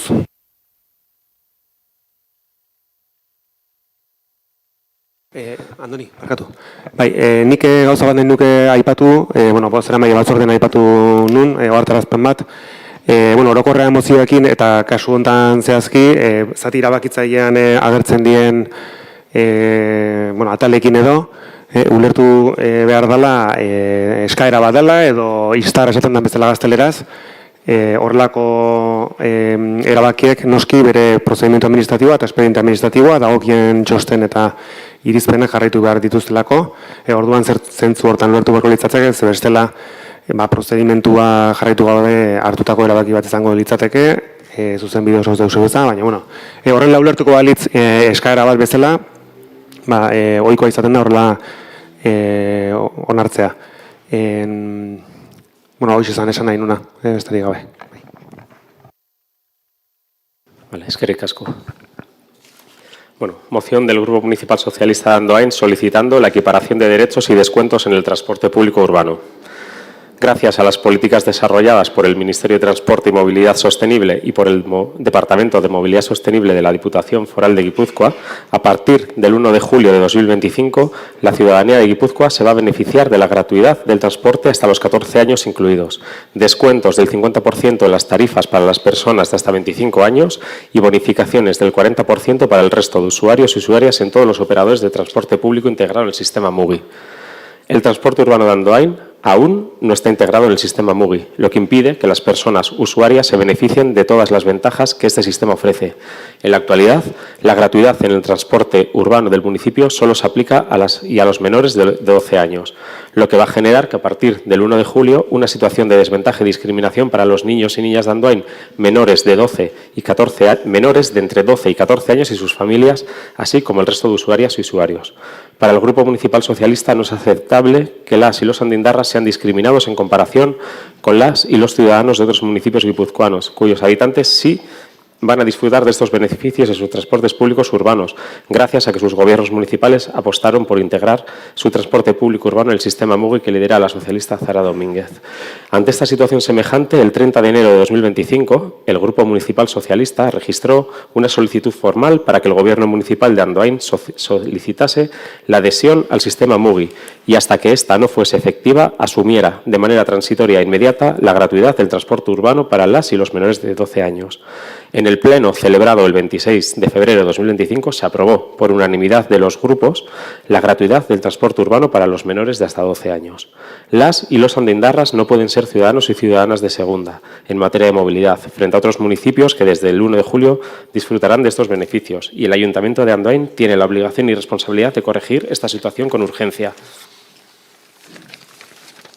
Por todo lo anterior, el Grupo Municipal Socialista propone al Pleno del Ayuntamiento equiparar en derechos de movilidad y descuentos a las y los andoaindarras con el resto de la ciudadanía de Guipúzcoa, adoptando los siguientes acuerdos a partir del 1 de julio de 2025. 1. Asuma de manera transitoria la gratuidad del transporte urbano para las y los menores de hasta 14 años incluidos, hasta que la integración en el sistema MUGI sea efectiva. 2. Asuma de manera transitoria descuentos del 50% en la tarifa del Iribús para las personas de hasta 25 años incluidos, hasta que la integración en el sistema MUGI sea efectiva. Y 3. Que asuma de manera transitoria descuentos del 40% en la tarifa del Iribús para el resto de usuarios y usuarias del Iribús, hasta que la integración del sistema MUGI sea efectiva. Ez, nik hemen esan, herritarrei hobariak aplikatzea hitz egiten ari garela eta beraz alde bozkatuko dugula. Ez dakit besterik. Guk ere aldezko bozka egingo dula. Pues nada, agradecer en nombre del Grupo Municipal Socialista el apoyo a esta moción que hemos presentado por coherencia con la solicitud que presentamos en enero, porque creemos que es justo y es necesario. Eskerrik asko. Bozketa jarriko dugu orduan mozioa, aldekoak. Hau batez onartzen da. 10. ebazpenen berri ematea, zehazki 1297-2025 zenbakidunetik 1597-2025 zenbakidunera, eta tokiko gobernu batzarrak hartutako erabakien berri ematea, zehazki 13-2025 aktatik 16-2025 aktara.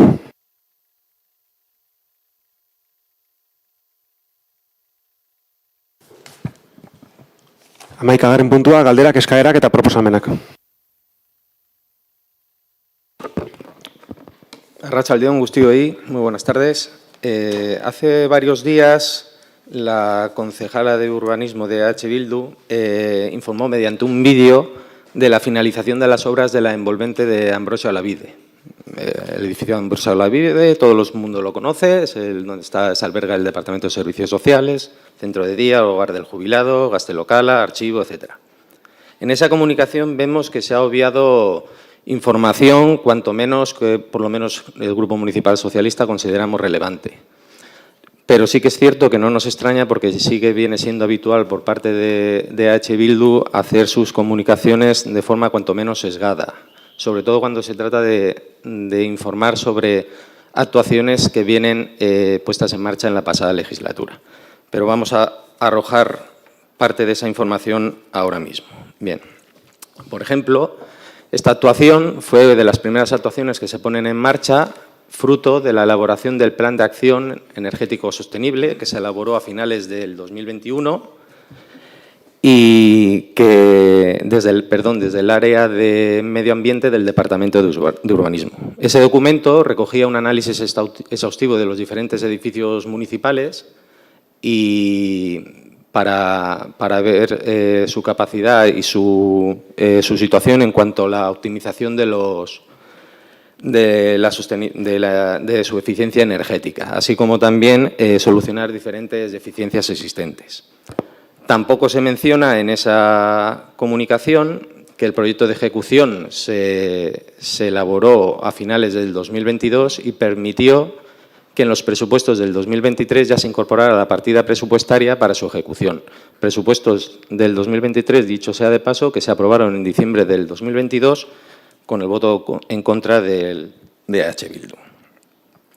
Seguramente esta información para ustedes carezca de total irrelevancia, pero voy a terminar dándoles un dato más que entiendo y espero que lo tomen en consideración. Y es que esta obra está subvencionada por la Diputación Foral de Guipúzcoa, una subvención que se solicitó en abril del 2023 y fue otorgada en ese mismo año y que aproximadamente asciende a 115.000 euros. Y esa subvención, dentro del condicionado que recoge, estamos obligados a, cuando realizamos la comunicación de esa ejecución de esa obra, informar de que está subvencionada por la Diputación Foral de Guipúzcoa. Y si no lo hacemos, estamos incurriendo, no estamos cumpliendo con el condicionado de la propia subvención. Y visto lo que hemos hablado hoy aquí respecto a subvenciones y falta de subvenciones y demás, espero que no sea un impedimento para que no podamos conseguir esta y no perdamos esta subvención. Mila esker.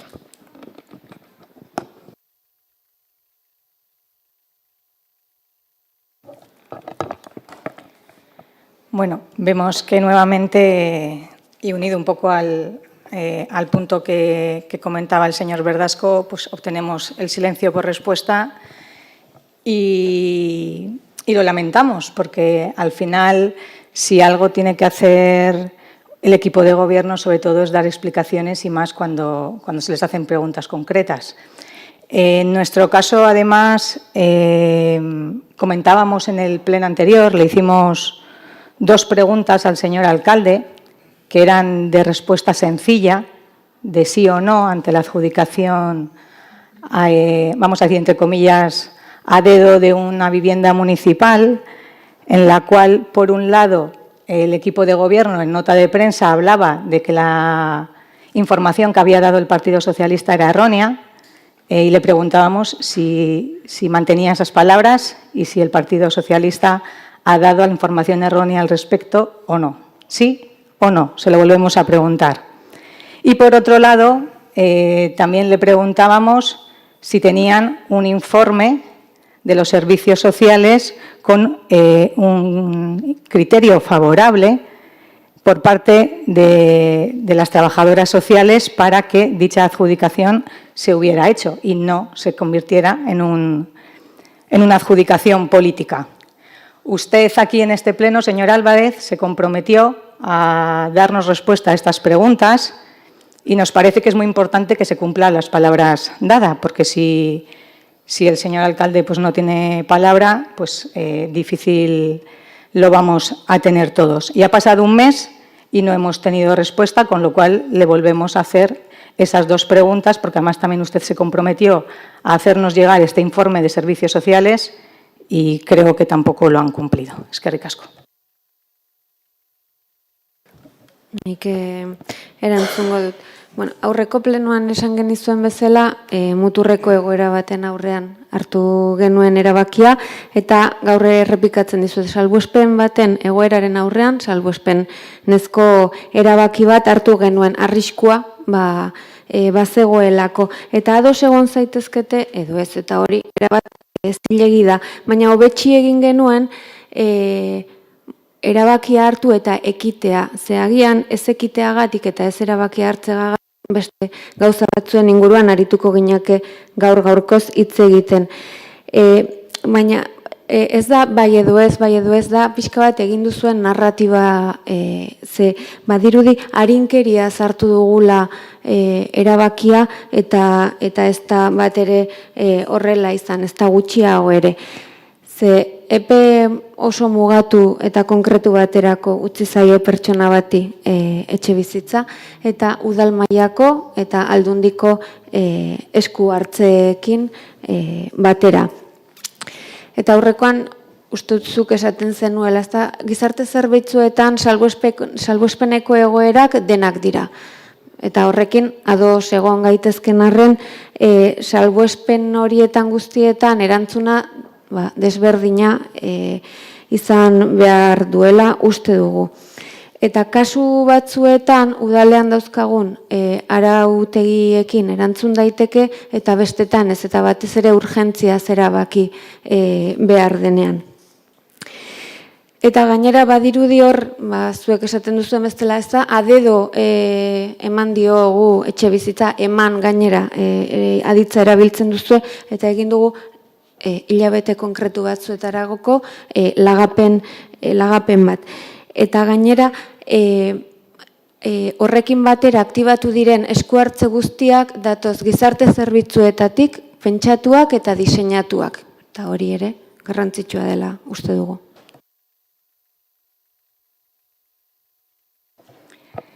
Bueno, me preocupa que en el pleno anterior sea el señor alcalde quien conteste y hoy pues ya delegue en usted la respuesta.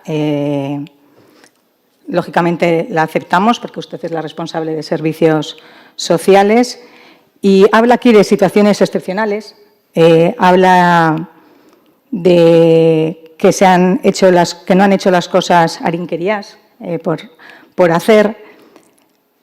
Y le volvemos a preguntar, usted nos habla ahora de que se va a dar o se ha ofrecido esa casa durante Epe Mugatua, durante un tiempo concreto y establecido, y dice que la situación era tan compleja que podría ser que si no se hacía así, pues estuvieran hablando de otras situaciones. Entonces, ¿usted nos puede garantizar hoy que en esta Epe tan Mugatua, en este tiempo tan concreto, esas situaciones no se van a poder dar en septiembre? Lo vemos muy complicado. Porque hasta donde nos han explicado ustedes, la situación excede de cosas que vayan de una situación que vaya a poder cambiar en 1, 2 o 3 meses. Y les insistimos, nosotros no ponemos en duda que la situación requiriera tomar acciones. Lo que criticamos, e insisto, no estamos de acuerdo y no compartimos, es en que esas decisiones se hagan sin el criterio favorable de los servicios sociales. Eso es lo que estamos nosotros poniendo en la mesa y se lo dijimos en el anterior pleno y se lo volvemos a decir hoy. No es tanto que se haya dado la casa así, la vivienda, sino que se han saltado los procedimientos correspondientes. Primero, porque lo que hemos dicho, porque no se han cumplido y no hay un informe favorable de los servicios sociales. Y segundo, porque también hay otras familias en situación muy complicada y no se les está atendiendo. No se les está atendiendo. Y se ha priorizado una situación frente a otras muchas que también son necesarias. Y es más, también les pedimos un informe en el que nos dijeran cómo estaban el resto de viviendas y del cual un mes después seguimos sin tener información. Entonces, ¿cuántas cosas tenemos que pedirles que se comprometen a hacer y luego no hacen? Pasa un mes y seguimos sin información al respecto. Ha habido la comisión correspondiente y no se nos ha informado al respecto. Por eso lo volvemos a preguntar en el pleno hoy. Entonces, lo que un equipo de gobierno no está es para saltarse las decisiones técnicas y para actuar de forma arbitraria. Y en ese sentido, pues criticamos esa posición. Eskerrik asko.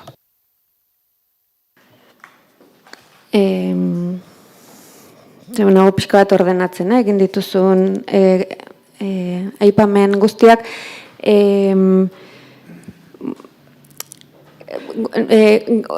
Pertsona konkretu honi, etxe bizitza bat emateak ez du esan nahi handoaingo beste familia batzuk hartapenik gabe geratu direla. Esaten dugu, egoera konkretu batean, erabaki genuen ekitea, ze ez ekiteak beste ondorio batzuk ekarriko lituzke. Eta hori, dakigu guk kasua ezagutzen dugulako. Ez egin buruarekin horrela, ze guk daukagu informazioa. Eta gauza batek ez du besteak entzen, eske badirudi hor korrelazio bat dagoela, erantzun bat eman zitzaion kasu konkretu bati, eta beste familia batzuen kasuak ere, gizarte zerbitzuetatik uste dut denak hartatzen direla, denak jasotzen direla gizarte langileen bulegoetan, eta dagokion erantzuna ematen zaiela. Eta beste alde batetik errepikatzen dizut berriro. Arbitrarioki, zuk arbitrario bezala definituko duzu, guk definitzen dugu ardura hartzetik, eta hori da egin genuena, eta errepikatzen dut. Egon zaitezke ados, edo ez, egon zaitezkete ados, edo ez, baina hortik egin genuen, hortik hartu genuen erabakia, arduratik, eta hori da. Es que actuar así no es actuar con responsabilidad. es tomar una decisión política. Y lo voy a dejar porque no vamos a seguir repitiendo, pero asuman que por lo menos es una decisión política y que se han saltado y que seguimos pidiendo esos informes y seguimos pidiendo que nos digan cómo está la situación de todas las viviendas municipales y seguimos diciendo que nos digan cómo está el convenio con Alokabide. Y de todo eso seguimos sin tener información. Entonces, pues si no les vale con que lo pidamos en el Pleno, pues mañana haremos un registro para que quede oficial y quede constancia de todas las peticiones que hemos hecho y así se sientan obligados a tener que contestarnos. Eskerrik asko.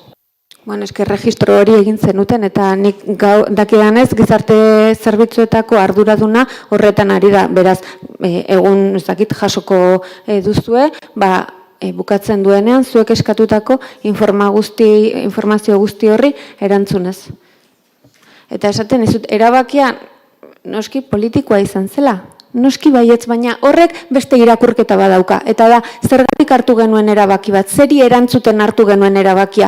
Eta zuretzako arbitrarioa dena, guretzako da ardura hartze bat. Ze ez bagenuen ekingo, ziurrenik egongo ginateke beste gauza batzuetaz hitz egiten. Eta ziurreuki hortik hartu genuela erabakia. No vamos a estar de acuerdo en ese punto, con lo cual no vamos a seguir. Pero, ¿cuál ha sido la información errónea que ha dado el Partido Socialista? Erronea baino egiten duten esan dut, irakurketa bat eta narratiba bat arinkeriaz, a dedo esan zenuten, a dedo. Le han dado un piso a dedo, eta ez da hori.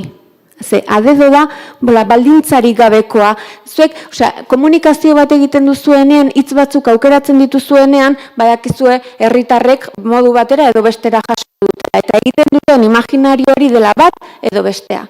Beraz, desberdina da esatea, le han adjudicado un piso a dedo, edo esatea, nik esatea, begira, hartu genuen erabaki hori, egoera konkretu baten aurrean, baldintza konkretu batzuekin, eta gizarte zerbitzuetatik pentsatutako eta diseinatutako eskuartze batekin.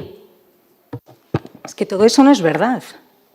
Y si lo fuera, tendrían un informe favorable de los servicios sociales. Insisto, y ustedes dicen en su nota de prensa información errónea del Grupo Municipal Socialista. Y no me pueden encima criticar que nosotros digamos a dedo y que no es correcto cuando la información que estamos dando es la que es. Y no ha sido errónea. Ahora, ¿que no les gusten las palabras? Porque, ¿qué quiere decir a dedo? Pues saltándose al resto de procedimientos. Quiere decir saltándose al resto de familias que están por delante. Quiere decir, pues, no cumpliendo, insistimos, el criterio de los servicios sociales porque no hay un informe favorable. Y si no, preséntenoslo. Presenta aquí un informe favorable de los servicios sociales. No me diga que luego los servicios sociales han trabajado, porque ustedes les dan las órdenes y no les quedará más remedio que tener que hablar con Diputación y ver qué soluciones se le pueden dar. Y efectivamente se ha puesto un plazo concreto para esa familia. Pero, insistimos, ¿ustedes creen que teniendo constancia de la situación que tiene esa familia, en 2 o 3 meses va a cambiar su situación? Todos sabemos que no. ¿Qué va a pasar en septiembre? Todos sabemos que eso no va a cambiar, porque no es una situación de un momento concreto, y eso lo sabemos todos. Entonces, no se puede utilizar así los recursos municipales. No se puede. Y por lo menos, pues tendremos el derecho de criticarlo. Y tendremos el derecho de venir aquí y decir, oiga, ustedes están saltando todos los procedimientos y no están siguiendo los informes correspondientes técnicos. Tan sencillo como eso. Usted presente aquí el pleno siguiente, cuando usted quiera, un informe favorable de los servicios sociales. Se lo agradeceremos. Begira, plenora ez dut ez errekarriko pertsona baten egoera konkretu baten inguruan. Ez dut ekarriko. Egingo dugu agian beste foro batean. Pero porque no lo tienen. Porque no lo tienen. Esaten ari naiz, erabakia politikoa zela eta esan dizut hasieratik zilegia dela zuek ados egotea edo ez. Zilegi da. Baina jakin, guk nondik hartzen dugun erabakia eta guretzako hori da garrantzitsuena, nondik hartzen dugu ez zer. Eta guk ez dakigu hemendik 3 hilabetetara zer gertatuko den, uste dut, ez zu, ez ni, ez garela kasu konkretu horretako gizarte langile. Ez gara, ez dugu manejatzen ze helburu jarri diren jarduteko planean. Ez dakigu zein den diagnostikoa ere, sikiera. Que nosotros no conozcamos el diagnóstico puede ser, pero que usted no conozca el diagnóstico me preocupa, ¿eh? Gizarte langileek manejatzen dute. Ze esaten si- ari si- naiz, si- hitz egiten ari naiz, nik zuri entzuten dizut, bazuk ere niri erantzun. Que tenía la palabra. Ahora la tenía yo, usted se ha callado Respetatu y yo he tomado mesedez, la palabra. txandak errespetatu mesedez. Eta Claro. nik uste dut honekin ja bukatu behar degula. O sea, no me puede decir lo uno y lo contrario. O sea, no me puede decir usted que toman una decisión porque tienen que actuar y luego decirnos, oiga, que no conocemos ni siquiera el diagnóstico. Entonces, ¿qué están haciendo? Hori Perdón, da, con esto ya termino, ¿eh? Y listo. hori da udal eta aldundiko gizarte langileek manejatzen duten informazioa. Eta guk hitz egiten ari naiz, nik zuri entzuten dizudanean mesedezuk ere niri entzun. Bai? Naiz eta ez ados egon. Berriro errepikatuko dizut. Hori, aktibatu diren baliabideen gizarte langileek manejatzen dute. Hori beraiek dakite. Eta epe konkretu horretan zehaztu dira helburu batzuk. Eta hemendik denbora horretara ikusiko da noraino iritsi den kasuaren garapena. Baina eskezuketanik ezin dugu horrelako aurre ikuspen bat egin. Eta honekin bukatu. Bueno, ez dakit beste galderre guri badagon. Bueno, honen bestez, amaitutzat emango genuke ekaineko ohiko udalbatza, eskerrik asko, hemen honera etorri zareten guztiei, eta etxetik jarraitu duzuenei. Mila esker.